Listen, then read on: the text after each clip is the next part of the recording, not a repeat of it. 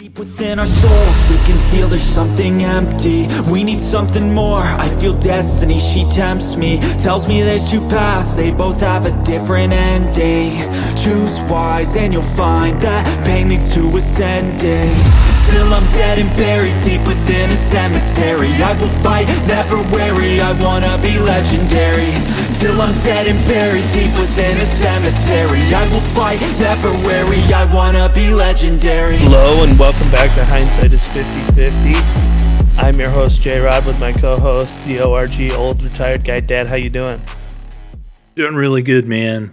I'm doing really good. It was great to have everybody here on Thanksgiving last week, and I know we're running a little bit late. I was kind of under the weather on Monday, and I know you were yesterday, but hopefully we'll get caught back up so we can stay in sync and keep the episodes coming out. I know you do.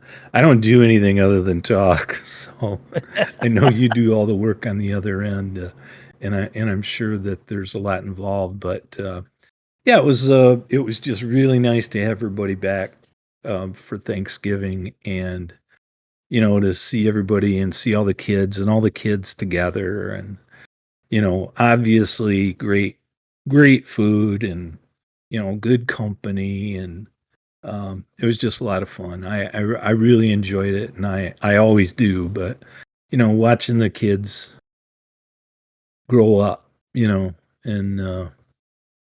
we had their own table for four of them, and I think they liked that, and it was just it was a good time. Plus, the the Lions played the Buffalo Bills, and the Lions gave them everything they wanted. I mean, they lost that game on basically the last play.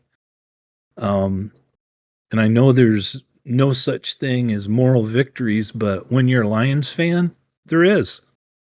Oh, for sure. They're either the youngest or the second youngest team in the NFL. In very few games, now they've laid a couple eggs this year, New England in particular.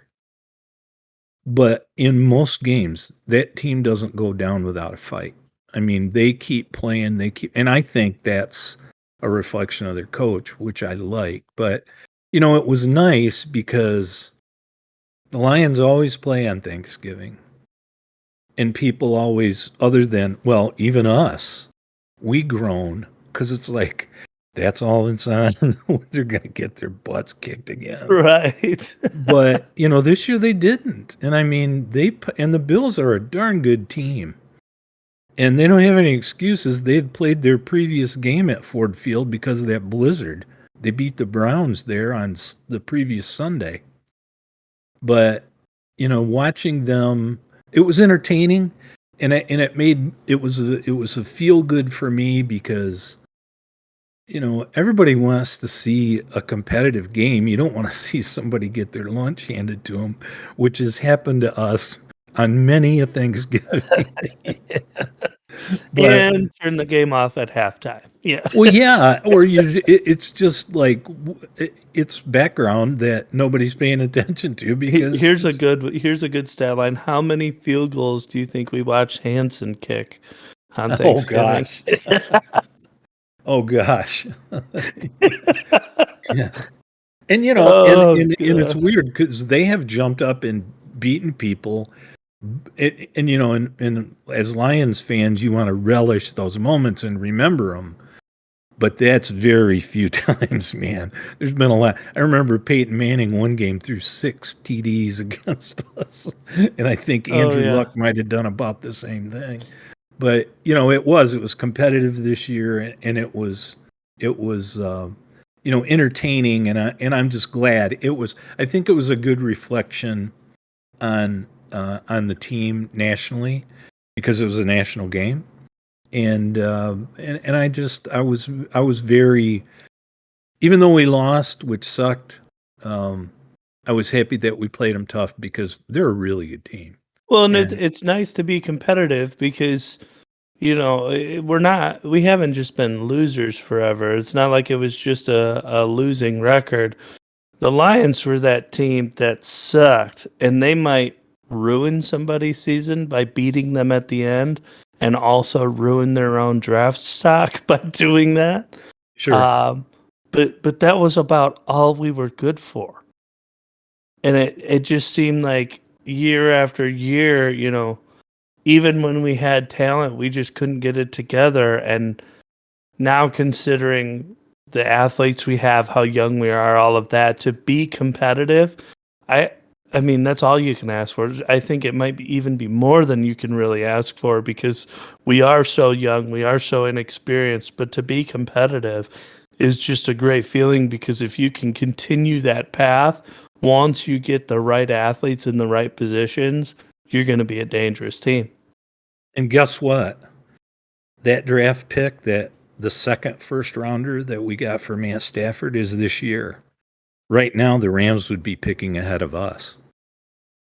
So I think I saw it the other day.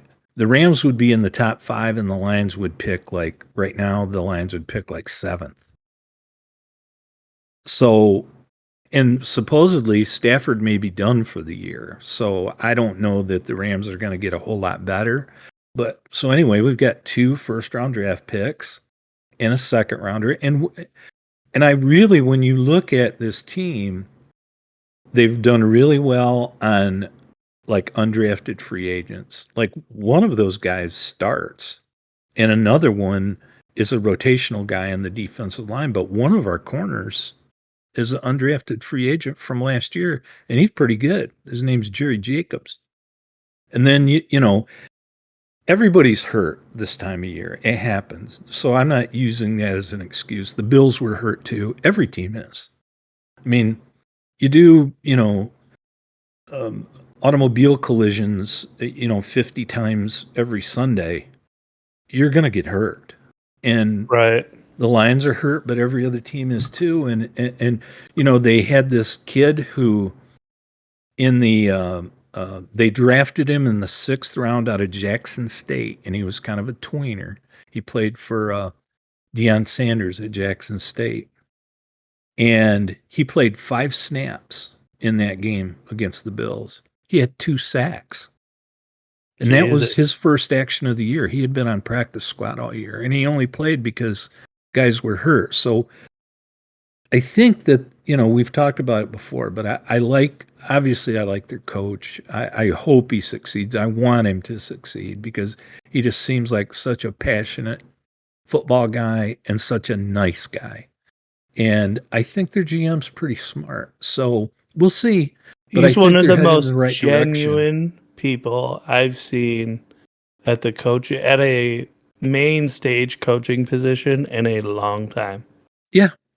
Well, I tell you what, it's the best I've felt. It's the most positive I've felt about the Lions in a long time. And, for people that are across the country, unless they've suffered through the kind of thing that we've suffered through, which I don't think many people have really, that we've suffered through with the Lions, I just think that, it's the most confident I've felt about a coaching staff and about a general manager and about a team leadership. I think I don't know what Chris Spielman's role is, but I know he's in there. And guess what? I think it's reflecting on the field, and I like that. So well, and for Campbell being the coach, I think he really is a people's coach. I mean, one of the rarities about him, at least in my opinion, is it's like when you see the disappointment in a press conference on his face, you feel disappointed. When you see him ready to be in tears, happy for his guys getting a big win, you feel like you're going to be in tears. Like you can feel it's that. Legit. You're 100% right, buddy. That's legit. I mean, I think that's like you said, that's real deal. I think that's just how he is. I've said before, I liked him as a player, and he wasn't the best tight end ever. but man, was he scrappy, and you got everything he had on every play. And, most of their coaching staff are former players. And, last year he had Anthony Lynn was their OC. And I believe they had won one game, or maybe they hadn't won any. And you could tell it wasn't going the way Campbell wanted it to go. And he didn't fire Anthony Lynn until after the season, but he took over play calling duties. And after that happened, I believe we won 3 games. And we started running the ball a lot more. This year, their defensive backs coach, again, another former player, Aubrey Pleasant, who was a D-back. I remember him with the Ravens, and he was kind of recognized as an up-and-comer in the coaching world. And he was our secondaries coach. Well, I don't know. I can't remember now how many games ago it was, but it was 3 or 4. Well, it had to be at least 4. He fired him because he was telling them to play one way. It was against Miami. And, they got Waddle and they got, Tyreek Hill. Well, those guys are going to put up their numbers. But they had a game plan to play those receivers a particular way to try and control their numbers. And Pleasant wasn't following up with that and having his D-backs do that. And they let him go. And that's a tough move, but guess what? Then they won 3 straight and they played the Bills right to the wall. So I know he has an idea of what he wants. I think he's got a GM that's in lockstep with him. And like I said, I'm glad that they didn't lay an egg nationally, that at least it was entertaining, because I can only imagine people across the country. Oh crap, the Lions are on at noon again. Yeah, and all of a sudden you're in the third quarter, like, give them hell. Yeah. It's kind of, it's easy to jump on board with somebody fighting like that. But, we had that, and again, Thanksgiving was a great day. Enjoyed the family time. Fun And then, watching the kids interact. It really is. Say that again. It's really fun to watch the kids interact. It really is. It really is. And to watch,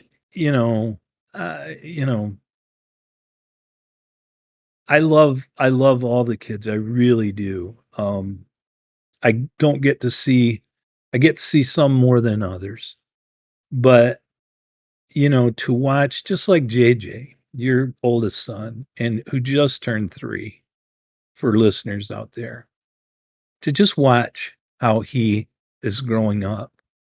And I think it obviously helped that, dad was in the room, but I also think that he kind of knows Papa's rules too.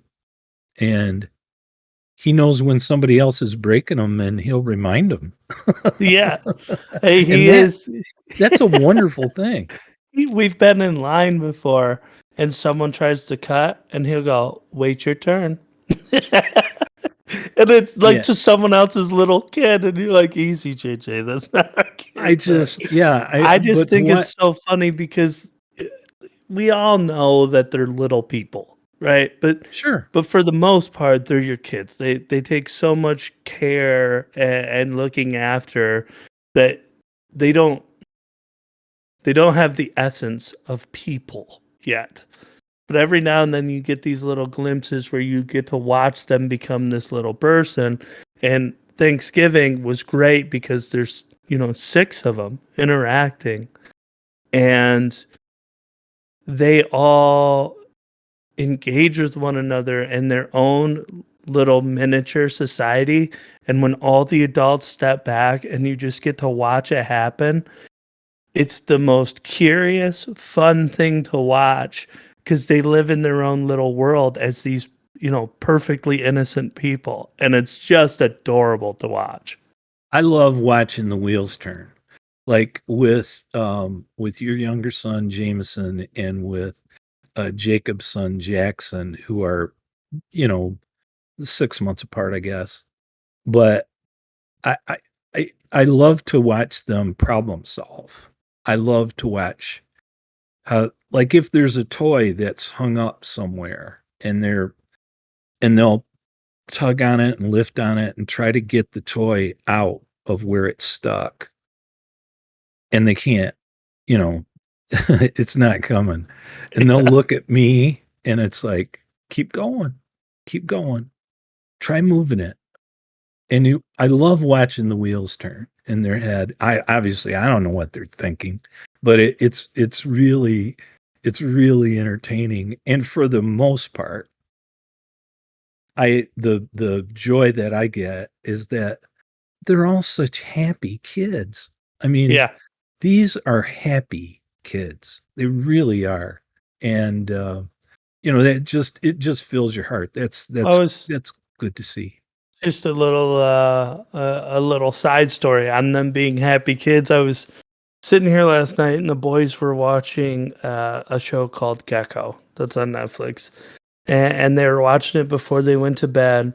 And I was telling Melissa about it this morning. Jameson, my youngest, he gets bored all of a sudden. I don't know why. They're watching a show they both love. Yes, they've watched it a million times, but they want to watch it. And he gets bored, and out of nowhere, he decides to stand up and give JJ a nudge like he's playing tag, which we've never taught them to do. And he nudges him and then sprints across the room and hides in our bedroom. And so JJ gets up and starts giggling and chasing him, and JJ nudges him and runs back and sits in his chair. They did it back and forth for about 20 minutes till I had to put them to bed. And they were just, laughing their little butts off. Oh, it was the cutest thing. And it was like, I love that when they're bored, it's not picking on each other and getting in a fight. And I know they'll go through that stage, but right now it's just, he's like, I'm bored. So he decided to play. And now they're both giggling and running through the house. No, it really is. It's fun. It's fun to watch, and and kids are gonna be kids. Kids are gonna do. Like Alan, my buddy Alan always said, they're doing their job. Part of the time, their job is to drive you nuts, and it is. That's their job. And how many times as a parent do you freak out when it's quiet too? Well, there you go. There you wonder what's going on. But yeah, I just really enjoyed it, and it's so good to have everybody together. Did Melissa tell you about the boys yesterday yesterday or the day before when they were all quiet? No. So these two are rambunctious. They're loud all the time. And all of a sudden it is just dead quiet and we don't know what's going on. Jamie had gotten into a drawer, Jameson, and grabbed a blue marker. No. Now, when JJ was that age, he drew on our walls. I remember that. Well, Jameson got this marker and brought it to JJ, and they snuck into their room with this marker, and JJ closed the door. When we go in there, Jameson's laying on his back, and JJ has colored his feet blue. And so when Jameson comes out into the living room, he didn't track anything on the carpet, but he's got blue feet. And it's just like, what's wrong with you guys? No, they didn't color the furniture or anything. Well, yeah, they're just marker off if you tried. They're just being kids, I did. The fact that Jameson laid there and let JJ. Oh yeah. They're partners in crime, man. And it's like, and without, and they know enough to be quiet. So yeah, like trying not to get caught. Like I said, I love the wheels turning when a plan comes together. That was one of the worst messes they made, and this will be the last one I tell. I know we want to move on to some college football, but one of the worst messes they made.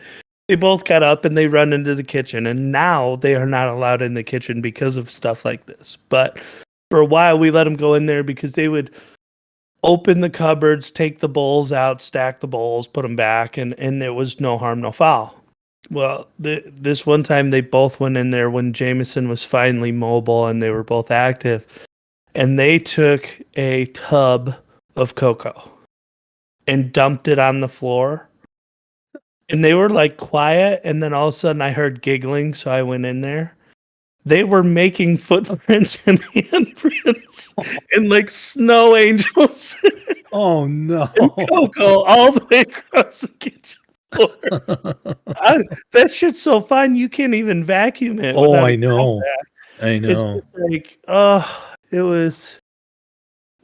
was bad, but I mean, I couldn't help but giggle about it. I mean, what do you do, you know? Just good stuff, man. Just really good stuff. Like I said, I enjoyed that. I enjoyed that day. I enjoy our get-togethers and seeing all the kids and watching, like you said, watching them interact. I like watching the wheels turn when in the problem solving part of it, and I'll try not to, even with JJ, because JJ would get, you've got this template where there's a cross and a star and a circle and a triangle. And then there's all these pieces that are of those shapes. And you're supposed to drop them through the appropriate shape and they'll drop into a container. And then you take the lid off and you do it again. And this is more than a year ago. So it was probably before he was even 2. He would get so pissed because he'd have the cross. So pissed.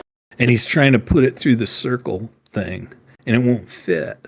And for those who don't know, JJ is for sure OCD. Oh, he's big time OCD. So it has, he has to get those pieces in there. Yes. It's not, no, yes. It is not like the world will burn if it doesn't fit. He has to get them in there. And and then he would figure it out. And I'm watching him, and I go, try another spot. And he'd move it and it wouldn't go on the star. Well, then he'd get it to the cross. I go, that might work. And then he'd push it in there where it wasn't lining up right. And he's, and he's trying to force it. And I go, just turn it. And all of a sudden, boom, it would drop through. And Keep then working on it, Bubba. Victory, but you're right. It's not an option. Those pieces are going in there. When he wasn't 2 years old, we'd put Tupperware on the floor and he'd take all the balls out of the ball pit and he'd sort them by color in the Tupperware and then stack the Tupperware. Always. And he didn't want to play with it. He needed to sort it. Yeah. Well, if and it's we've talked about it before. If he has 4 toys out on a table, and then he leaves the spot to go play with something else or go do something for a minute. If he comes back and somebody's moved those 4 toys, he moves them right back the way he had them.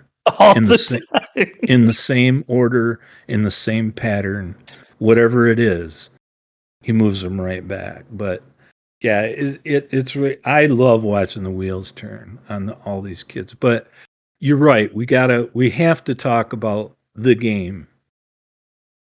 Yeah, to Michigan, people, Ohio State. Yeah, to people that, and I know there are rivalries all over the country. There's Auburn, Alabama, there's Florida State, there's Oregon State. I watched that game over the weekend. It was a great game, and it's a intense rivalry. USC UCLA is a big rivalry. So I don't want to say that Ohio State, Michigan is the best. Lots of people say that. But being Michigan fans, it's our best. And for a long time now, for quite a while, it's been pretty one-sided. They've owned us. Ohio State has owned Michigan. Well, last year Michigan won, and then Saturday, Michigan dropped the hammer on them at their place. And just to say how big the game is nationally, I know that we're biased, but there was, at one point during that game, while it was still competitive, there was 22 million viewers. Yeah. No, it is a big game, but again, to us, it's the game.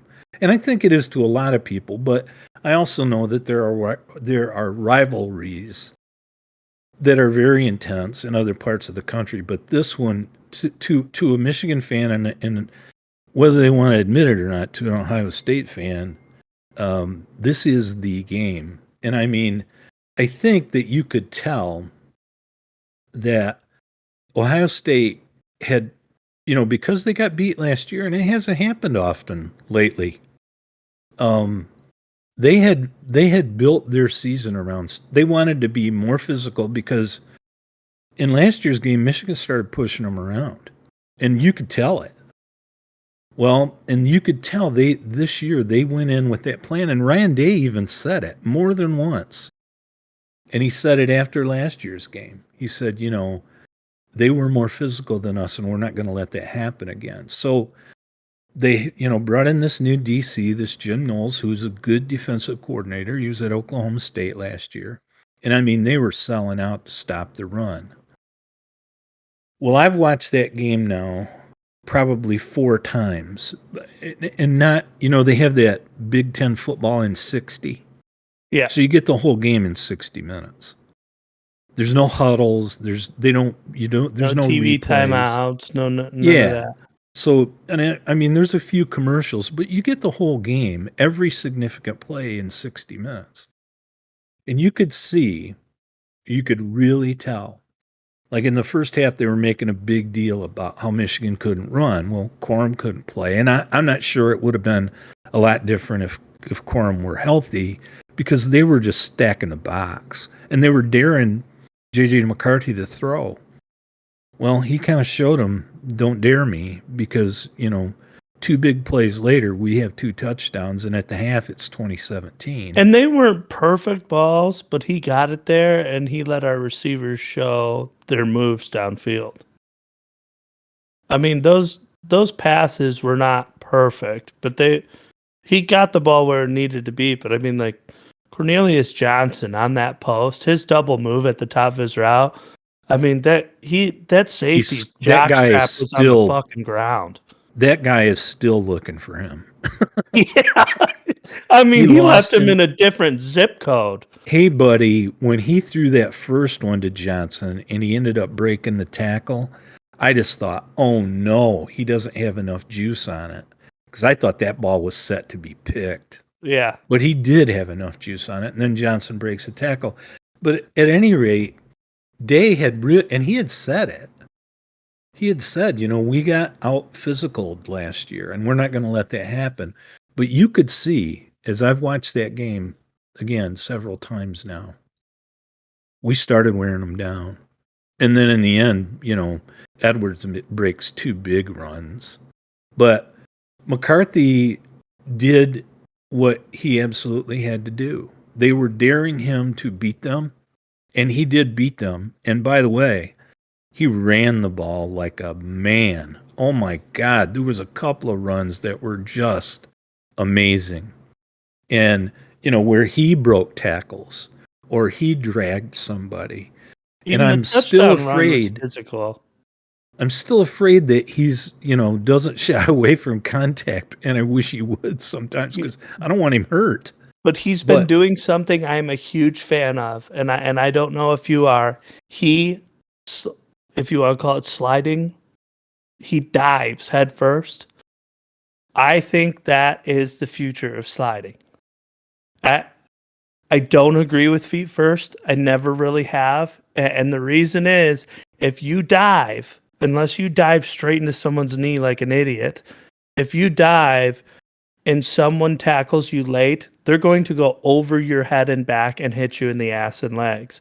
But if you slide and someone hits you late, they're going to skip your head off the turf where you have no way to defend yourself. And there have been so many concussions from that. It's like they need to start teaching kids to dive. Plus, you get a really terrible spot when you slide. Yeah, I mean, it's 2 to 3 yard difference. Well, where they spot the ball where you started your slide. And it's like, and you get a terrible spot. But there were just some things that really stood out as I've watched that game, multiple times now.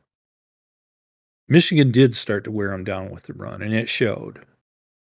and they couldn't stop the deep ball because they were selling out on the run, and then they're going one-on-one. Well, our guys might not be Ohio State's guys, and I know that Jackson Smith Ejigba is as far as I'm concerned, he's the best receiver in the country for Ohio State, and he didn't play, and he hasn't played most of the year.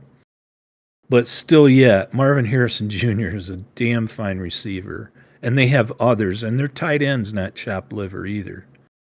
But, it just showed that you can't guard. We talked about this in previous podcasts. There are very few teams in the country that can get away with playing man the whole game on quality receivers. They can't do it.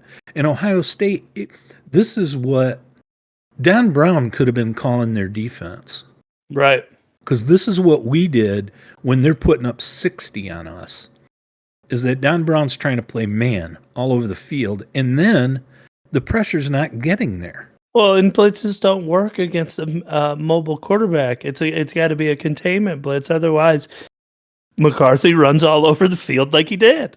I tell you, it was there were just a few things though. I noticed about the run game slowly taking over, and I've seen that in so many games where Michigan, when they keep running, and they're gonna keep running, they're gonna wear you down to a degree. They are, and they've done it to everybody, and they did it to a team full of world-class athletes with a lot of high draft picks on that defense. And they wore them down, and their goal was to out-physical us, and they didn't do it. Not for 60 minutes, they didn't. But when he threw that post and Johnson corralled that ball in, and he was so open. Again, when you watch that game, that whole stadium, other than I don't know how many, 10,000 Michigan fans out of 106,000. If those are accurate numbers and those are just guesses, there were 96,000 plus the Ohio State team that had puckered butts. Yeah. Well, I mean, I can't remember the last time, and obviously it's a huge moment because it's on a big stage, but I can't remember the last time a double move that far downfield burned someone that bad. I mean, yeah, that guy's he didn't just beat him by a step. The guy's hips were turned the wrong direction. Like he was going one way, and it was like, bye. And the balls of solid rock of Jim Harbaugh, and it wasn't on fourth down, to bring in that Mullings guy. And he ran him on 3rd and 1, and he got stuffed. Yep. Well, then in the third quarter, he fakes the run and lobs he shot puts the ball to Schoonmaker. I called that play out to Melissa. Dude, this kid hasn't played all year. Rock. I kept going, this kid hasn't played all year. We have other running backs. He hasn't even played running back all year. And every time we bring him on the field, we're in a power I formation and we run the exact same run. They better be setting something up like a pop pass. I go, if we fucking run this again, I'm going to lose my shit. And they snapped the ball and he did that little jump pass. And I was like, yes. And by the way, if that's not the worst throw I've ever seen, that's a touchdown. But, hey, I'll take the first down. The thing about it is I watched Michigan replay, and, John Jansen played on the 97 championship team, and he does Michigan replay along with another local guy. Yeah. And he asked the coaching staff about that pass. And that Sharon Moore, I think it was him, one of their co-OCs said, we practiced that play all week, and every time he threw it just as bad as he did in the game. And they still called it. That was guts, man. I mean, if it gets guts. There. But when Johnson caught that long post, that stadium just like puckered up big time. And I told your mom, I said, okay, Ohio State's just figured out these guys they mean business. Yeah. And they might be able to play with us. Well, that and was. and they Go ahead. really did. They really did. And that I tell you, that Colston Loveland, that guy's going to be a star. That freshman tight end, number 18. Yeah, that was a that great kid's gonna. pass to him, by the way. Oh, That ball was on the money. it was, and he beat his guy deep. You can't cover. You can't cover a Well, they tight end's mugged. one-on-one. If you watch that play, they like mugged Cornelius Johnson on the back end, and it caused the two defenders to run into each other because it was that much defensive holding that the corner ran Cornelius Johnson into the safety. And so when Cornelius Johnson passes over top of the safety, he falls down and the safety stumbles. And then the tight end's just wide open and that ball was on the money. I mean, but it was a penalty on the defense, not the offense. So it was just like, that's what you get. You still can't cover us. Because if they don't trip him there, if they don't knock him down, Cornelius Johnson is open on the exact same post route. Well, and so there was a PI on that play, but it was just they ended up knocking him down. We threw it to the tight end, but I just with the whole Michigan game, it's like Ohio State comes out or Michigan game plan. Ohio State comes out and they score, and every Michigan fan goes, "Oh shit," because we've been there where they jump out fast, we get off to a slow start, all of a sudden they're up 21-0, game's over, we can't catch up. And there was an opportunity for them to do that early. But we kept holding them off. And then it's like all of a sudden we score a big play and punch them in the mouth. And Ohio State's like, wait, what? What? And then we punch them in the mouth again. And they're like, oh shit, we're not used to this. And we go in at halftime and it's still a close game. But just like you're saying with the run wearing them down, I don't have anything against Corum. I think he's a great back, a great athlete, but I almost feel like him being out forced our offense to be more dynamic and allowed us to open it up instead of falling back to our comfort and handing the ball to him. And so we became more dangerous because of that. And if we can keep that mentality with him coming back healthy, I think we'll be even more dangerous. But not only were we throwing it down the field, we still were the same team we were all year. In which, yeah, we wear you down for 3 quarters. Then we drop the fucking hammer in the fourth. And it's like, we're going to score 20 points in the third, and we're going to burn the entire clock in the fourth. And we did it. You know, and everybody points at the long runs by Edwards, which were great. They were fantastic. We were starting to move the ball on the ground before those runs happened. Edwards had several runs where he had 4, 5, 7, 11. We were starting to move the ball on them. And again, I've watched it enough times. There were 4 personal fouls in that game, 4 penalties between both teams. The personal foul on Michigan was a face mask. That was a legit face mask penalty. The 3 other personal fouls were unsportsmanlike conduct on Ohio State. And they were that ridiculous. tells you how frustrated they were. Well, the one guy were shocked. Head-butted our player like I saw 10 that. yards out of bounds.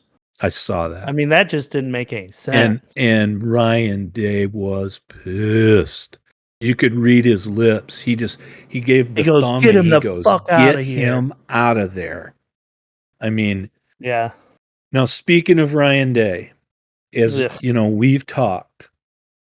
I watch all of these post-game press conferences for every time Michigan has a football game. I watch them of the opposing coach, and I've talked about how Greg Schiano and even James Franklin, who I don't like, and even Mel Tucker, who I don't like, they would at least give Michigan credit. They would at least say, well, they made plays and we didn't. Bielema was like that.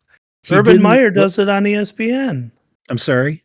Urban Meyer does it on ESPN. Oh, yeah. And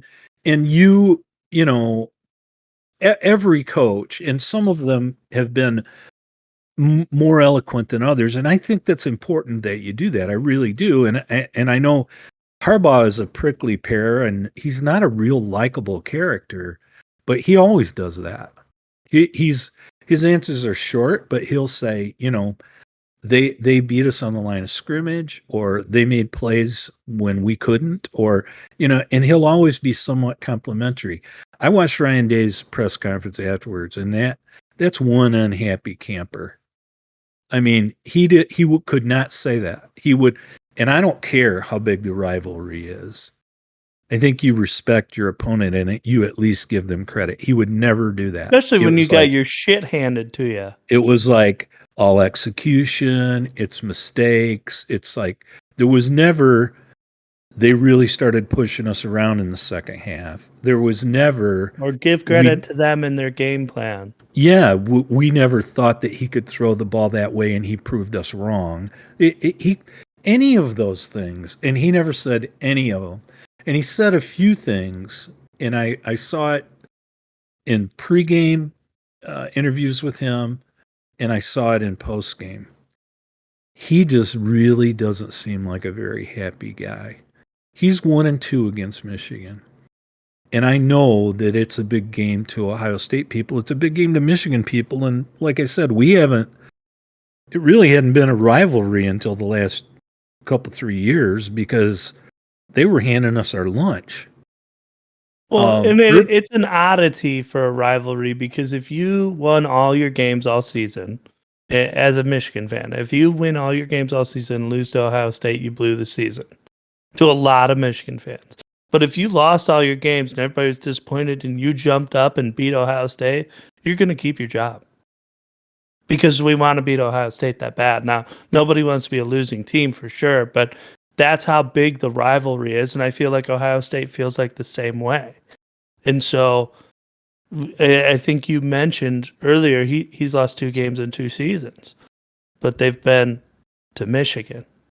And so it's like he can't live that down. That's, you design your team all year to beat the other team, them beating Michigan, us beating Ohio State. It's like, and you'll hear it on broadcasts. If you watch the Michigan game, it's like, this Michigan team was designed to beat the shit out of the weaknesses of the Ohio State team. And that's exactly that's why we play the style of football we do, is because it plays exactly against their defense and exploits their weaknesses. Well, when you look back at Harbaugh and when he coached at Stanford, and he had Andrew Luck for some of that time, and that, obviously he had great teams, but he played bully ball then. It was like 2 tight ends, strap it up, let's go. And I was watching the Big Ten Network show the other night after the game, and they said, there are more teams that are trying to play bully ball now than they are trying to throw it all over the field. Now, it's nice to be able to do both, but there's a lot more teams that are attracted to playing bully ball, which is what Harbaugh wants to play. He played your that defense at Stanford. Fresh too. Yeah, he played that at Stanford. He really did. And you look, like, even against Ohio State, and Schoonmaker's still not right. Right. He did catch the one ball, but he didn't play a lot of snaps. The freshmen played a lot. I think Michigan played 4 or 5 tight ends in that game. And that's Harbaugh's gig. That's what he likes to do. He wants to beat you up. And and then if he gets 1 or 2 of those guys that can catch, which Schoonmaker can and Loveland can, and I don't know about the rest because they haven't had a lot of opportunities to catch the ball, but his style is really to do that. But I really do. I was telling you before we came on air, I listened to Ryan Day, and he just doesn't seem like a happy guy. And I know there's a lot of pressure on him, and especially having lost 2 years in a row to Michigan. I would not be at all surprised if the next plum job that comes up, out west, or it doesn't even have to be out west, that guy is a really good football coach. And, he's a Buckeye, and it hurts to say that, but I've got to say that because it's true. He's a really good coach. That guy can make a lot of money coaching another team somewhere. And if he just sounded to me like the heat's pretty hot. Well, I'm at this point where I don't want it to sound so filled with bias. But when I listen to Ryan Day, when I look at him, when I see his character, and almost not in a like feminine way, but just in general, he's much more soft spoken. When I look at a typical Ohio State coach that I hate because I'm a Michigan fan, if I had to explain them or describe them, they are a prick. And he is too nice and genuine of a guy for me to see as a long-term Ohio State coach. He doesn't, his prickly side, his angry side, his shitty with the media side, it doesn't fit to me as a coach of Ohio State. And I don't know if I'm articulating that the right way, but he seems more genuine. He seems more nice. He's not as prickly as you would describe it. And it's like, that guy can go be happy somewhere else. You know, I looked it up this morning before we went on the air. And I'm not going to remember how Michigan leads the all-time series, but Ohio State has dominated it lately. Yeah. There are 4 in the history of Ohio State coaches. There are 4 Ohio State coaches that have winning records against Michigan. Woody Hayes, Earl Bruce, who succeeded Woody Hayes, Jim Tressel, and Urban Meyer. Urban Meyer was 7-0. Jim Tressel was either 10-1 or he only lost 1 game. 7-1, 10-1, something like that. But there are 4 coaches in Ohio State history that had winning records against Michigan.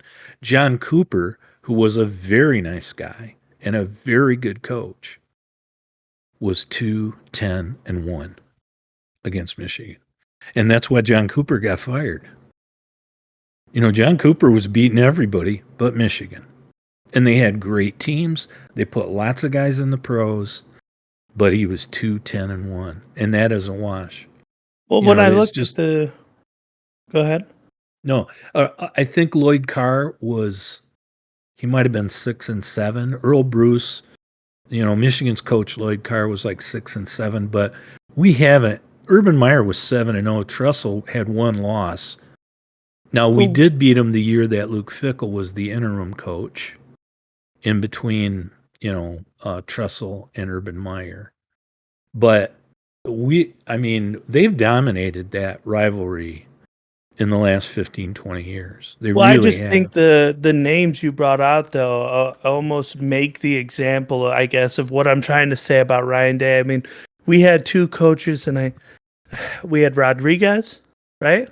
And Brady Hoke. And both of them were, in my opinion, more soft-spoken like Ryan Day, or not that grittiness. But when you talk about Michigan and you go Bo Schembechler, you talk about Lloyd Carr, and you talk about Jim Harbaugh, and then you talk about Woody Hayes for Ohio State, Jim Tressel, and Urban Meyer, there is this arrogance and almost like this religiousness to football and doing it the gritty, tough, mean way, and you don't care what people's opinions are, that it takes that mentality of those coaches to, you know, live for these teams and live in this rivalry and make it of the utmost importance. As to when I look at Brady Hoke and I look at Ryan Day, they might be great coaches, but they just don't fit the culture, in my opinion.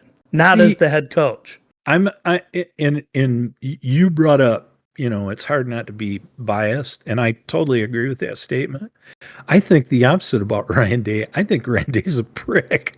I think he won't give his opponents credit that just kicked his ass at home by 22 points. And he planned for a whole year trying to beat them at their game, and he still couldn't do it. Yeah, I think that's retreating into your shell, though. That's maybe how I look at it. Like, if and Urban Meyer's undefeated against Michigan, but if Urban Meyer were to lose against Michigan, I do, even though I do not like the man all the way to his core, I do think he would give Michigan credit. And I think it's because although he is, this man's man or whatever you want to call it, he recognizes the sport, he recognizes the respect owed, and that the respect is what builds this rivalry. You hate each other because you respect each other's program so much. Did you And when see Ryan Day doesn't recognize that, I take that as a shy, timid quality, not as that's a cowardly quality to me. Did you to me, one of the plays of the game, if not the play, was the out to the tight end that Saverstill broke up.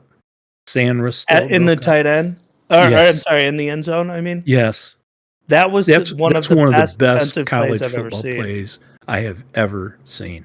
Yeah. I mean, that is a wide receiver that is converted to defense. There is no way a defender plays the ball like that naturally. And by the way, that little shit's not afraid to stick his head in there either. No, I mean, that kid's going to be a hell of a pro. He's good. He's going to be a slot corner in the pros, I'll bet. But he is tough in run support. But that play because that was 6. And the tight end thought it was 6, and he had the ball right in his hands. Oh, Stadium thought it was 6. Everyone on TV thought it was 6, but that was a hell of a play. He negated the reason I found it so impressive was because it was a tight end. So not only did he break up the pass by going straight for the ball and taking it out of the tight end's hands, but because he did that little, silhouette around the tight end's body to reach where he was catching the ball, he negated all of that tight end size. And instantly in my head, I go, that's a pro play right there. And he did it without touching him. Yeah. He didn't touch him. I'll tell you another guy who I just think is going to be a star is that Will Johnson, our corner. That kid's true freshman too. Is he number 2? Yes, and he was locked up on Marvin Harrison Jr. a lot of the day. Now when Harrison Jr. got the touchdown, he beat Gemon Green. But Will Johnson played him one-on-one a lot of the day. And he's rangy, and he was like one of He's got a swag to him. Like, I dare you to throw. Yeah. He was one of the top DB recruits in the whole country. And he's a true freshman. That kid's going to be a star too. He really is. Well, coming back to the offensive side of the ball with McCarthy, there was something I wanted to say. You talked about Harbaugh and him coaching at Stanford and having Andrew Luck for those years and being able to play bully ball. One of the things that I've grown to appreciate about McCarthy, and I did the same with McNamara, but even more so McCarthy, because of his athletic prowess. I truly believe that Harbaugh chews up and spits out quarterbacks because he is so hard on them. But if you can take the beating, and if you're a good enough athlete to be his starter, like an Andrew Luck, and I'm not comparing the two, but like McCarthy is at Michigan now, I think he will turn you into a great quarterback. But if you don't have the qualities to withstand the pain, the frustration, and also have the skill to start on his team, he's just going to burn you out. And even if you have most of those qualities, like McNamara has, if someone else comes along that can do it and they're better than you, sorry, they're better than you. Well, and I think that's a good mentality for a coach to have because it keeps your team good as long as you have a QB. But we are in my opinion, the first era of Harbaugh where we have the quality QB, and we did last year with McNamara, but I'm saying the last 2 years we're in the first era where he's got a quality QB that can take that beating from the coach and put that work into progress on the field, and we're seeing how incredible that match is. Well, and I really do believe this too, and I'm not disagreeing with you on that. I think Harbaugh's 58 now. I think he's in his late 50s. I think he's changing too. Starting to soften a little bit. A little bit, maybe. Maybe. But I understand what you're saying, and I don't disagree with it. You mentioned McNamara, and I know that's a thing we wanted to talk about. Yes. And I just want to talk on it briefly. He's in the transfer portal. We talked about that in previous podcasts. I figured this was going to happen. And good for him. Yes. And you know what? I think he will end up with a good team. You know, he was offered by Michigan State, Alabama, and Georgia when he came to Michigan. Now, I'm not saying he's going to go any one of those places, but I'm saying he could. And Penn State, they're losing their QB. He's going to go someplace and he's going to be on a good team. And I wish him well, other than if we have to play him. But and I don't think he got screwed. I think people talked. I think they took him what he did for granted. He lost one game last year in the regular season. He lost in the college football playoffs, which Georgia kicked our ass. Right. But he lost to Michigan State, and that wasn't his fault. He threw for over 300 yards in that game. So that really wasn't. He was a victim of circumstance. When you have a 5-star, which I don't think people realize how rare that is. 3 stars and 4 stars come around a lot in college programs. There's very few 5 stars in the nation. That is having the size, the mentality, and the actual athletic ability on the field. Everything's perfect across the board to be a 5-star.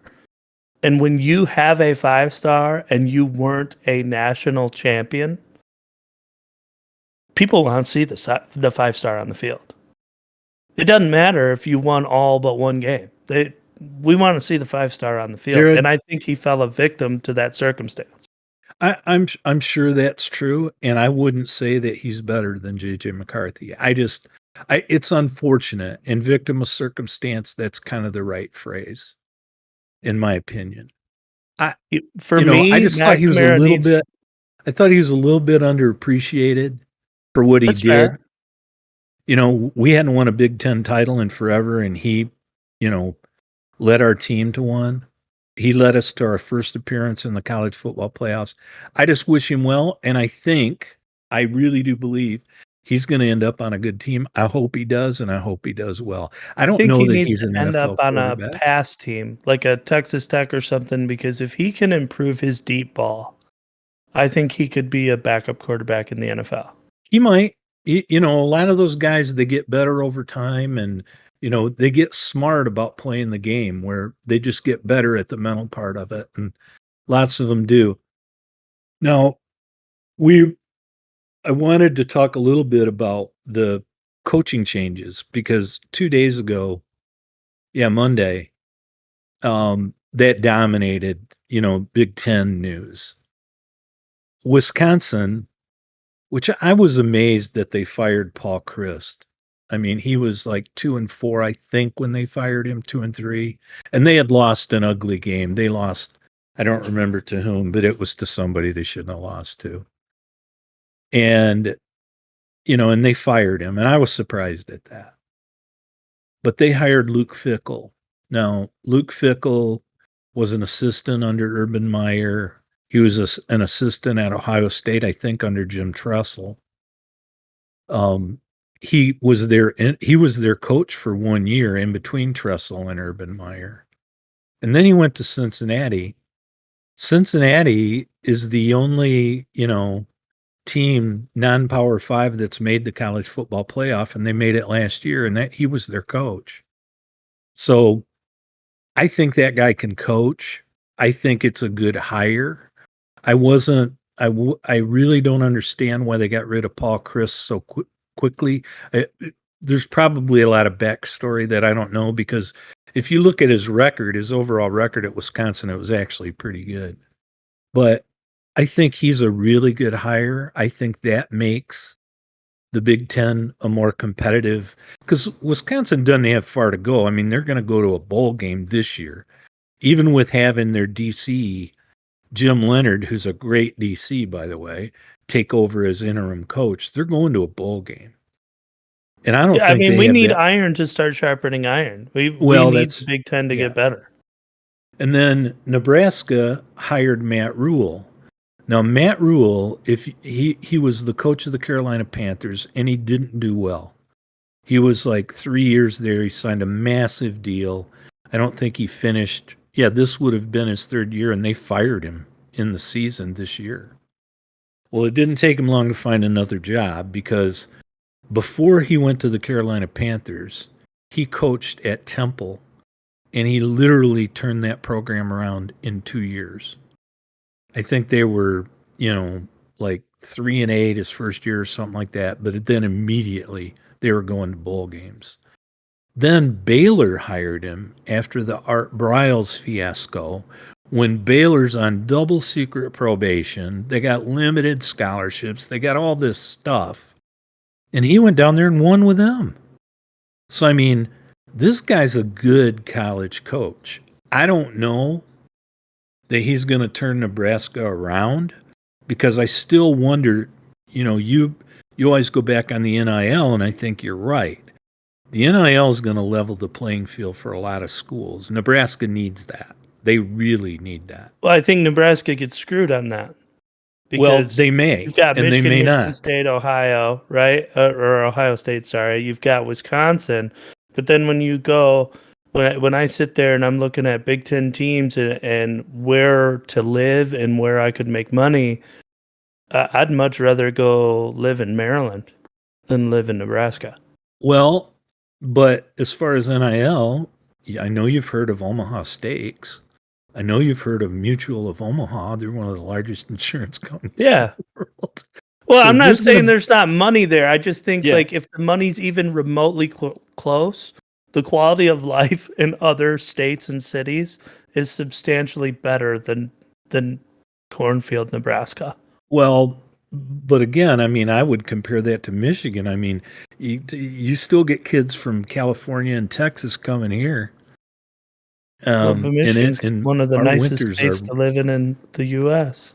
our That's not my. winter- That's on a chart. Like it's because we have 4 seasons. We have the Great Lakes. You've got Mackinac Island. I'm just saying, like as a destination state, Michigan actually is inside the top 5 and one of the best states to live. But like Nebraska, it's nothing against Nebraska. I don't hate the program. Nothing like that. It's just it's a middle of nowhere school. We talked And about I this think a they're little. going to lose out on some of the NIL opportunities because if you could go to Nebraska, why not just go to Wisconsin if you have a similar offer? Same thing with Michigan, Ohio State, or if you want to go all the way over to Maryland. Well, and it comes back to playing time too. That's You fair. can go to Nebraska and play right away. Maybe you'll go. Iowa's they're in the same boat. I mean, they're as far as that goes, they're in the Midwest of the And they're Midwest. dog shit. But I mean, they're dog shit right now. So's Nebraska. All I'm saying is, I think Matt Rule is a really good college coach, and I think the hiring of Luke Fickell at Wisconsin and the hiring of Matt Rule at Nebraska made the conference tougher. I really do. I think And I hope that's I true. think I they'll just both- when I look at the future they're both good powerhouses, coaches. the health of the Big Ten, in my opinion, would be making Maryland a little more competitive. Michigan State has to be a lot more competitive. Penn State needs to be where they're finishing the season instead of where they started the season. And Wisconsin needs to be another juggernaut where maybe they're not a national contender every year, but because they're such big boys and they're how their lineage has been, they're just monsters on the field. It's like they play so physical, it's tough to go there and win. When those teams are stronger, that's when I see the Big Ten being at its best. And that's all I meant about Nebraska. I'm not trying to discredit them, but when I look at what's healthy for the Big Ten, who's going to be the powerhouse, obviously it's healthy if everyone's better, but Nebraska doesn't have to be in that conversation, just like Rutgers doesn't have to be in that conversation. But I think Penn State and Wisconsin specifically have to be better for the Big Ten to be better. I think that's fair. I just think a lot of it is Nebraska has a lot of that Texas mentality that we've talked about before. Yeah. Like they're supposed to win all the time. Well, Nebraska hasn't won all the time for years. They haven't.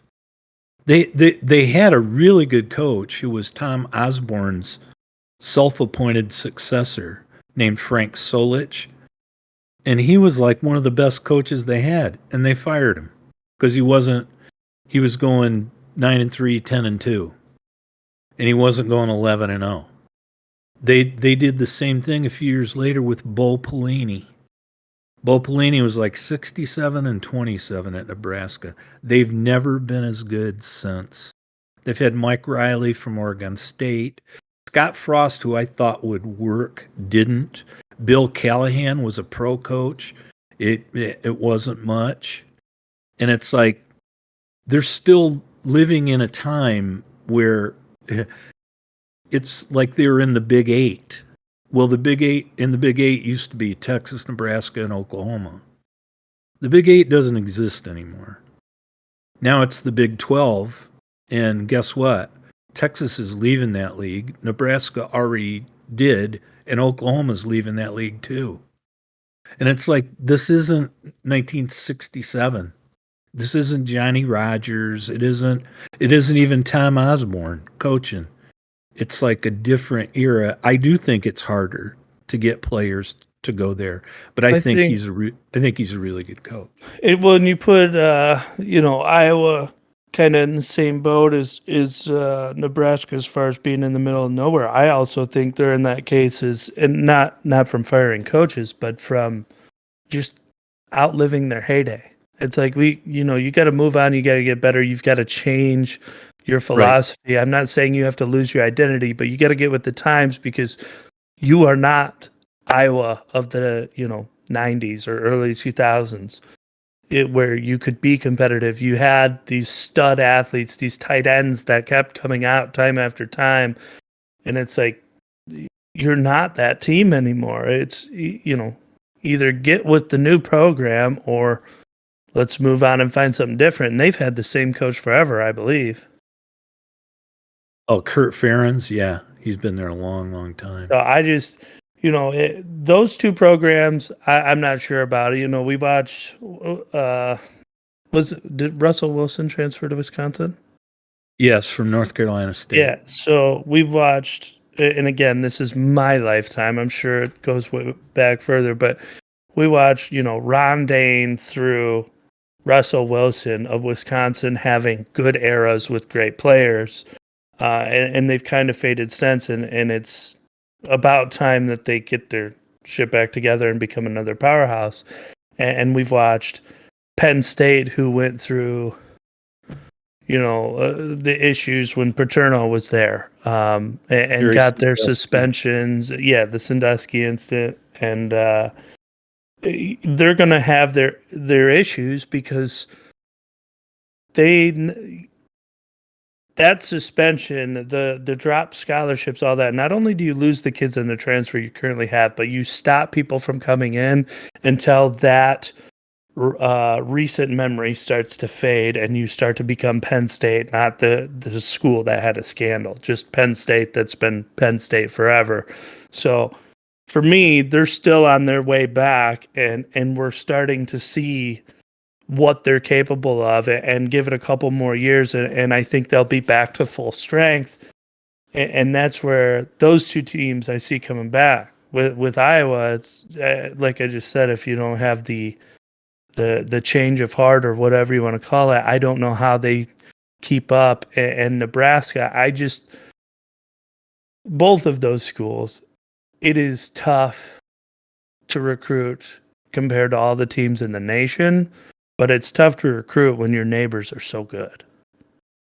And if Wisconsin and Penn State get better, like I think they will, and Michigan and Ohio State stay as good as they are,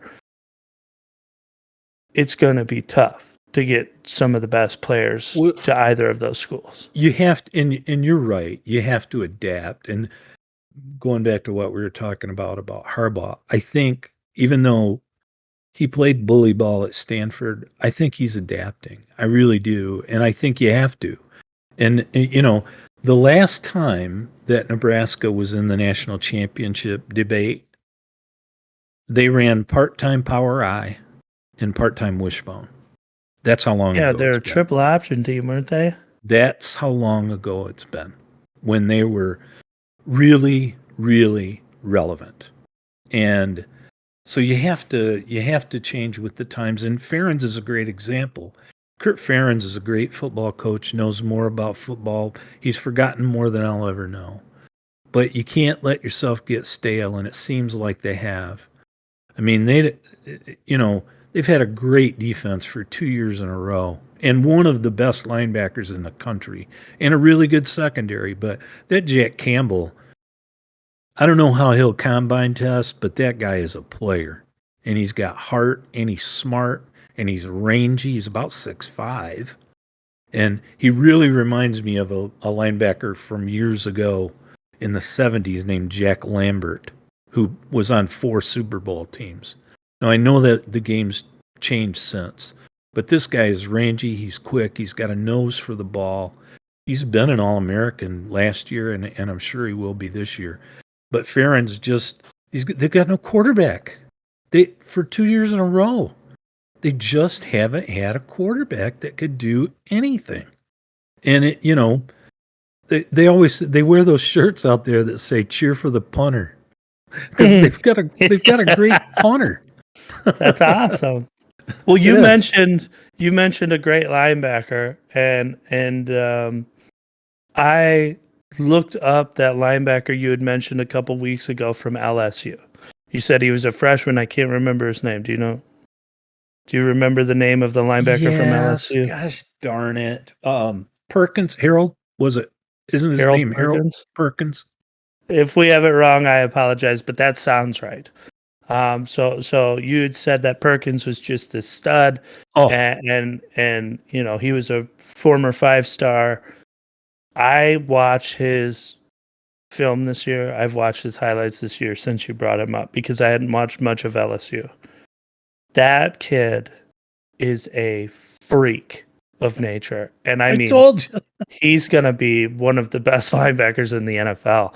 I mean, that kid is a freak. But the reason I wanted to bring him up was not only is he incredible, but he's a linebacker. We talked about his potential matchup against the Georgia tight ends, but LSU lost this weekend, giving them a third loss, which really jumbles up the college, or not jumbles up, changes the picture of the college football playoff. How do you see the SEC panning out? Who's Georgia going to run into? Well, Georgia plays LSU in the SEC title game, and I think win or lose, I do think Georgia will win that game, but I think win or lose, Georgia's still in.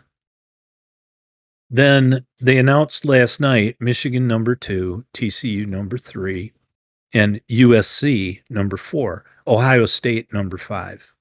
With USC having how many losses? 1. They lost to Utah by 1 point at Utah. They play Utah in the Pac-12 title game this Saturday. Ooh. So there's a rematch with them. So they've got 1 loss. Other than that, Georgia, Michigan, and TCU are all unbeaten. Michigan has Purdue in the Big Ten title game. Let's assume that all teams went out. Do you see the college football playoff changing? Do you see Ohio State sneaking in? Not if all team wins out, I don't see that. No, I don't either. If USC were to lose, I think Ohio State might get in. If Georgia were to lose, I think Ohio State gets in. I don't think they're going to get in over Georgia, and if USC wins, I don't think they're going to. Because Ohio State doesn't play. I get that argument, and I understand the plausibility of that. The way I look at it is, if Georgia were to lose to LSU, that would make Michigan the number 1 team in the nation. Now you would have 1 loss USC and 1 loss Ohio State fighting for number 4 to make the college playoff. And Ohio State's only loss would be to the number 1 team in the nation, not to Utah. To me, that makes their schedule more difficult, putting them into number 4. It could happen. I just don't. If everybody wins out, it's going to stay the same. Ohio State's not getting in. If USC were to lose, like if LSU hammered Georgia in the SEC title game, which if I were a gambling man, I'd bet a lot of money that's not going to happen. Right. But if they hammered Georgia, Georgia might fall out. I just don't see it. Because, I mean, Michigan hammered Ohio State. They beat them by 22 at points home. at their place. Yeah. TCU's got to play Kansas State. Kansas State had them down. I was watching the game in the regular season. Kansas State was up 28-10. TCU came back and won that game, and they've come back and won many. They beat Baylor a couple weeks ago on the last play of the game on a field goal. But they keep coming back and winning, and they're still unbeaten. But they deserve to be there? Well, I do. I think so. I do. I really do. I think they do. What are their key mark wins this season? How many top 25 wins do they? I really don't. I haven't paid attention to them. I know they supposedly have a great big running back that's fast and really good. But for the most part, I have not paid attention to TCU. Do they have any staple wins where you go, this is a real team, or is this a undefeated Baylor team or Cincinnati team? Or Kansas State's ranked. Kansas was ranked. Baylor was ranked. I mean, were they top 10 at the time? I don't think any of them were. Texas was ranked, but Texas is Texas. So do they have as tough a schedule? I don't think so, but I just think if they win out, they're in. And I think those 3 undefeated teams, if they win, nothing's going to change. They're going to stay right where they are. And the battle to me is that if USC were to lose to Utah, then I think Ohio State might sneak in. And that would set up nicely for the committee, because then you'd have Georgia versus Ohio State and Michigan versus TCU. 2 and 3, and then 1 and 4. And it's like that would set up I think the committee would be, peeing down their leg if that happened. And I still think we have a good schedule for a mix up here at the end, because despite them losing, I still think LSU is a tough match for Georgia because of their athleticism at the linebacker position, their ability to cover the tight ends. Georgia has shown that they can beat anybody, and I do think they're the best team in college football, but just like I thought Illinois was a perfect matchup for Michigan because they are actually more physical than us. And that's what, in my opinion, made the game so close. I think LSU has the potential to use their athleticism to outplay Georgia on the defensive side of the ball. Will they do it? I don't know. But there is potential there compared to a lot of teams where I would just write them off against Georgia. But also with Michigan. Michigan just came off of the highest victory you're going to have. And this is a trap game. This is a letdown game. And it's like, with that happening, I hope it doesn't happen. But with Ohio State just kicking the crap out of them this past week, you got to worry about a letdown game. And then we're looking at TCU playing Kansas State, who Kansas State gave them hell for at least half. Yep. And you said USC is going to play Utah, which Utah beat them earlier this season. So, I mean, there is quite a lot of potential for a mix-up here. I think Michigan has the largest mismatch in any of these games. But I think they'll be favored by the most, yeah. Yeah, but I'd still worry about a letdown game. Me too. And the Purdue quarterback, they have a really good freshman running back. They always have good tight ends at Purdue, and their quarterback can throw the ball. He can run, but he doesn't like to, and you can tell it. He almost So he runs like a scarecrow. Like panic. Yeah, it's like, oops, I gotta run. but he can throw the hell out of the ball. And I'm with you. And I don't think that'll happen to us. But it could, and you got to watch out for it. We're going to be heavily favored in that game. Everybody's already kind of writing it off that we're going to be, at least number 2 in the playoff, because everybody's already saying we're going to beat Purdue. Well, let's go out there and beat them. And I think we'll be ready. We'll be healthier. Morris will likely be able to play. Schoonmaker's going to be able to play more. Corum, you don't know. Maybe a week will get him even Looks better. like Edwards is back though, which is huge. I think Edwards is, yeah. And Purdue has to worry, thanks to last week, they got to worry about a whole bunch more stuff. That's what I think Michigan, and again, I'm sure there's bias here, but I think they open the eyes of the nation, of all college football watchers. They open their eyes and people go, oh, shit. They're not just one-dimensional. This team can be serious if they want to be. And because if we're going prior to the Ohio State game, I think everyone held Ohio State in that high of a regard. Oh, yeah. And then when Michigan opened up the passing game, and then the floodgates just opened, and it was just a stomping. People go, holy hell, like Ohio State was that good and Michigan did this? And I think that's good, and I think it's bad because you don't want to read your own press clippings and get caught up in all the hype, but at the same time, it does build confidence, and now I feel like you have the opportunity for your players to feel that they can beat anyone. And probably out of the most credit I would have to give anyone from that game and from building our team up that way. Obviously, the coaching staff does what they do, but man, McCarthy, I don't know that you can shake that kid. He really does look poised. I mean, I've seen him look rattled in the pocket. I've seen him seem like he was without pocket presence. He really had it the other day. And I just wonder if that rattled in the pocket was youth and not nervousness. Maybe. Maybe. I don't know what it was, but I know it sure did look different Saturday. I know 2 things that I took from that game. Aside from knowing that Ohio State is still a really good football team. You are not going to out-physical us for 60 minutes. That's not going to happen. I think we proved that. And if you stack up against the run, we will eventually wear you down, but we're going to make you pay for that too.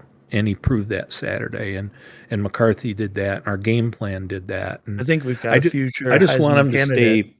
I just want him to stay focused and beat Purdue soundly. They should. I think they will. But their quarterback can throw the ball, and they can run the ball some. And Purdue always has that Charlie Jones, the transfer from Iowa. He's got like 1,200 yards receiving. Well, he's a really good player. He's a really good Michigan wideout. Still has not cured their weakness. Everyone pretends that now that we can throw the ball or have shown that we can, we're all this better, different team. And I do think it opens a dimension, making us more dangerous. But Michigan's kryptonite has been all season scoring in the red zone. We still didn't do that against Ohio State. We just scored on gash plays. Any game where we've been in the red zone, it's been field goals or big play touchdowns. Well, we only kicked. We had 5. We only kicked 1 field goal in that. We had 5 touchdown plays of over 45 yards. That's fair.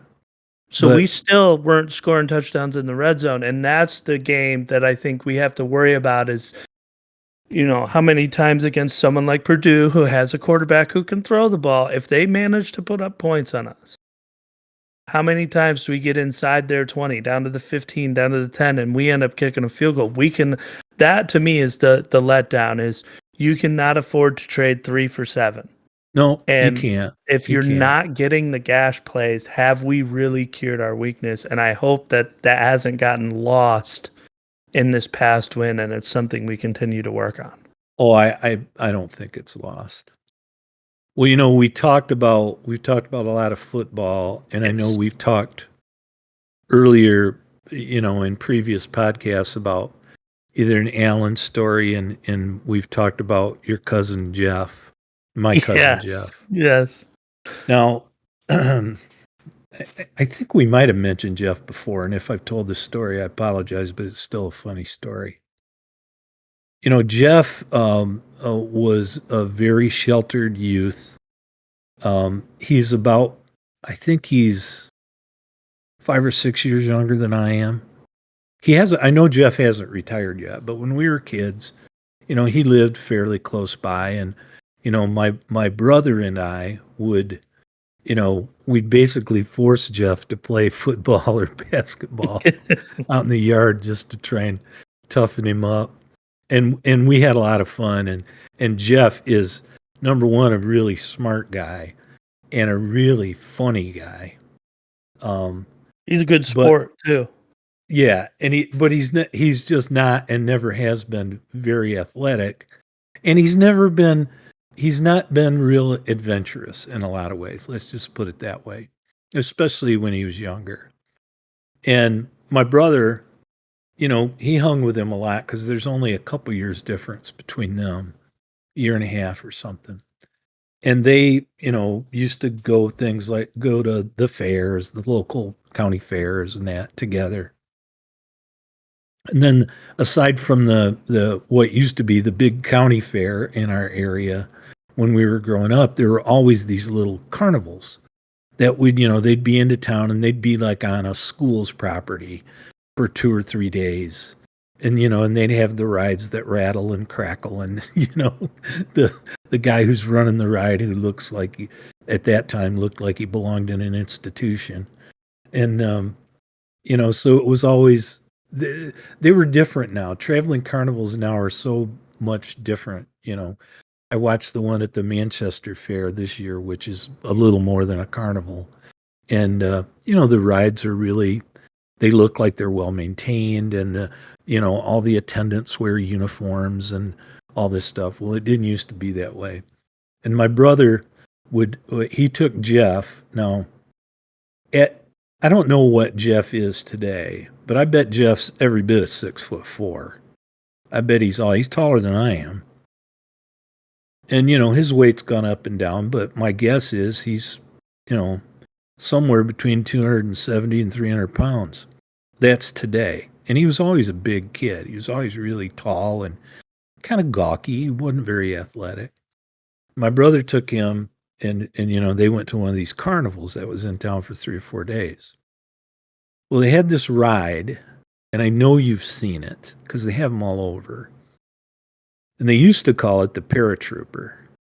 And it looked like a parachute, and there was a single bar hanging down, and there was just a seat where your legs hung free, and then there was a like buckle that buckled you into that seat.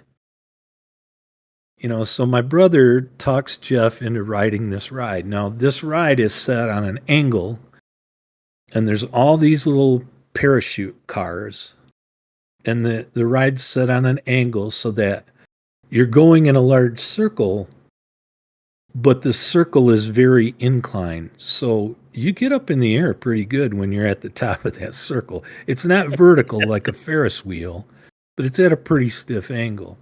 But all you're doing is going in circles, and your legs are hanging free. And depending on who's running the ride, they control the speed. and at that time, the operator discretion wasn't what it is today. Let's just put it that way. I know safety was an issue, but it wasn't like it is now. So, my brother gets on this ride with Jeff, and he, as they're going around and around, and Jeff's like freaking out. This great big kid, and he's, in his late teens. And my brother sees him breaking out in a cold sweat while he's on the ride. And he's turning white as a ghost. So he knows he's about to get sick. Ugh. Finally, and I think this was one of those where the operator of the ride had noticed that Jeff was struggling. For sure. So he was making it go faster and keeping it going longer. That's awesome. And so when he finally does stop it, they get off, and Jeff and they have these little portable fences that kind of guide you out, with a little sign that says exit. Yeah. So they get headed out, and there's a line of people waiting to go on the ride, the next group. And Jeff doesn't even make it all the way out through the little gated area. He drops down to his knees and just starts launching. Oh no! Well, and my brother gets a few feet away from him, and he's wanting to crack up, and he's wanting to leave, and he doesn't know what to do. And while Jeff's still on his hands and knees vomiting, there's a little girl, that my brother described as 5 or 6 years old, who's waiting to go on the same ride with her dad. And the little girl goes, "Daddy, why is that big man puking?" So, that's awesome. I know. Like insult to injury. Daddy. Oh, I know. And she's pointing too. Yeah. Why is that big man puking? And I mean, Jeff's losing. Yeah. And I wasn't there, but to hear my brother, I've heard it enough times that I'm pretty sure that's 95% accurate. And but yeah, of course it'd be Jeff, right? And there's a lot of, and like I said, Jeff's a great guy and a wonderful guy, and he's really smart guy too. But he's never been very athletic, and he obviously didn't like going around in circles too well. But yeah, that's so that's the Jeff story of the week. That's a good one. That I mean, just I know for everyone out there who can't picture him, it's it's a little bit different. But he is just a great big dude. And just to imagine him dropping down on one knee. Oh, man. I think he was on both knees and his hands. He was trying to re-engage with Earth. What could throw you off that bad from that little ride? Well, I don't know, man, but I will tell you, I've been sick on a merry-go-round before. I mean, I've gotten sick on those before. Not like a carousel, but on one of those that just spins really fast. And you get like a tilt-a-whirl and you're going in and out and your car spins independently. I've gotten sick on rides before. Not where I launched, but where I thought I was getting close. I know we told the story before, but I almost got sick on that Exterminator ride in Kenny. Yes. That was woo. Well, yeah, that was different than the paratrooper. But my God, again, Jeff would have fucking passed out. Oh yes, Jeff would not have made it through. We would have had to stop the ride and dial 911. Oh Jesus! What a guy to be sat with. And again, and our viewers don't, or our listeners don't know him, but he's tall. He's a big dude. He's got freckles. He has red hair. And he's, like I said, I'm just being honest. He's a wonderful human being, but he's never been very athletic. He's quirky. And, yeah. And again, that was stretching Jeff's, that was getting Jeff to the edge of his envelope. To the limit. Yeah. And, and my brother, as he did many times, talked Jeff into it. Oh, I'm sure he talked him into more shit by the end of the day. Oh, and again, such a good sport, because he would always, he'd let you talk him into it. He would. Yeah. You didn't have to intimidate him. You didn't have to do any of that. Well, he's the kind of guy that after throwing up, he could laugh about the story. Oh, I'm sure. I'm sure if he were to listen to this, or if he heard Rick tell the story, he'd be giggling the whole time. You know, And he's got a great big belly laugh. That's awesome. and he probably was, like you said, probably was right after, and then went and got a corn dog. Yeah, for sure. Yeah, that's boy, Jeff. I haven't seen him in a while. We should go see him sometime. I haven't seen him in a long time. I've talked to him a couple times, but I haven't seen him in a while. But I know he's doing well. I know he's not retired yet, and so he's still working. And but yeah, deal. just a lot of comical stuff with Jeff that my brother mostly, but sometimes I was involved too. That we'd get him into. Yeah. That we're stretching his limits for sure. You put those two stooges together, and you're bound to have a funny time. I'm telling you, it was. They had a lot of fun. We had a lot of fun, and we used to. I mean, we'd make him play basketball with us. We'd make him. Go ahead. And you'd throw a basketball, and here's Jeff who's trying, and you'd hear this ugly thump, and it jammed his finger. Oh, God. Nice catch. Must have been a receiver. Oh. I mean, again, you, Alan, Rick, and Jeff, and I just think that's got to be a hell of a group to be with. I mean, there's just pure sarcasm. Oh, yeah. But on that note, I think that's a good good point to wrap up on. Did you have anything else you wanted to talk about? No, that's it. I will. I'll have an Alan story for next week, and hopefully we'll be able to talk about a Big Ten championship and a date in the college football playoff. Yeah, here's the hoping, right? All right, buddy. Well, to all of our listeners out there, we appreciate you guys sticking by us and listening to our BS back and forth. If you have any comments, please comment. If you want us to talk about something, please share. We'd love to hear any type of feedback you guys have. Please like, share, and subscribe. And as always, be safe, be smart, and make good choices. Peace out. Love you, Dad. Love you too, buddy. Goodbye. Bye-bye.